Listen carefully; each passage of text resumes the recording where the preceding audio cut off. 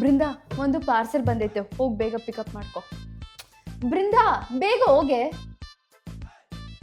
Chips ತಿಂದೆ ಅಲ್ವಾ? Chips packet ಡಸ್ಟ್ಬಿನ್ಗೆ ಬಿಸಾಕ್ಬೇಕಂತ ಗೊತ್ತಿಲ್ವಾ? ನಾನು ಬಿಸಾಕೋಣ ಅಂತ ಅನ್ಕೊಂಡೆ. ಒಂದು ವಾರ ಆದಮೇಲೆ ಬಿಸಾಕೋಣ ಅಂತ ಅನ್ಕೊಂಡ.